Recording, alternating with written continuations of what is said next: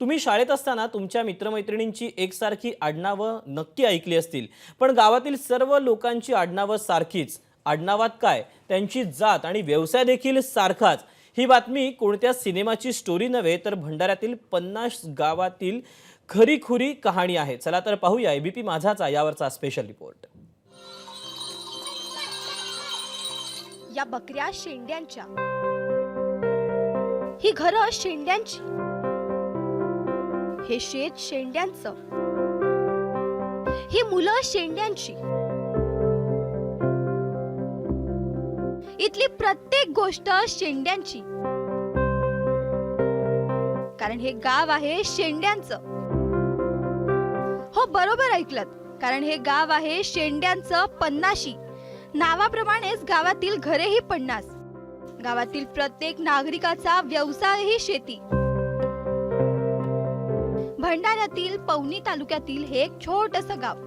सुमारे 150 ते 200 वर्षापासून हे शेंडे कुटुंबीय या गावात राहायला आलेत. गावात त्यांनी फुलशेती सुरू केली.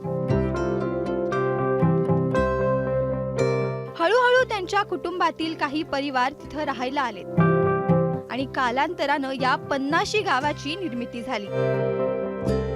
हे सर्व माडी समाजाचे आहेत. यांचा मुख्य व्यवसाय शेती, पालेभाज्या उत्पादन आणि फुल शेती असा हा यांचा माडी बांधवांचा एकंदरीतच कार्यक्रम आहे. एकूणच मोठ्या गुण्यागोविंदाने हे ग्रामस्थ एका परिवारासारखे, किंबहुना हा एक परिवारच आहे, मोठ्या गुण्यागोविंदाने राहतात. गावामध्ये 50 कुटुंब आणि पूर्ण शेंडे परिवार आहेत आणि त्यांचा व्यवसाय पूर्ण भाजीपाल्याचा उत्पन्न घेतात आणि त्यांच्यावर आमचं जीवन आहे. शेंडे कुटुंबामध्ये सर्व मिळून मिसळून राहणारं आमचं कुटुंब आहे. टोटल म्हणजे सर्व गाव आमचं एक कुटुंबच असल्यासारखं आहे. त्याच्यामध्ये आम्ही कोणतेही कार्यक्रम असो, गणपती उत्सव असो किंवा दुर्गा मातेचे मंदिर असो किंवा हनुमान जयंतीचे कार्यक्रम असो, आम्ही मिळून मिसळूनच कार्यक्रम करतो. इतकंच काय, तर या अनोख्या 50 गावात गुन्हेगारीचं प्रमाणही शून्य आहे. देशात कोरोनाची लाट असताना कोरोनाचा शिरकावही गावात झाला नव्हता. 50 उंबऱ्यांच्या 50नं 50 घरांची मर्यादा अजून तरी ओलांडलेली नाही. शेंडेंव्यतिरिक्त आडनावाचं कुणी या गावात राहायला आलेलं नाही. हे वेगळेपण चिरकाल टिकवण्याकडे शेंडेंचा कल आहे.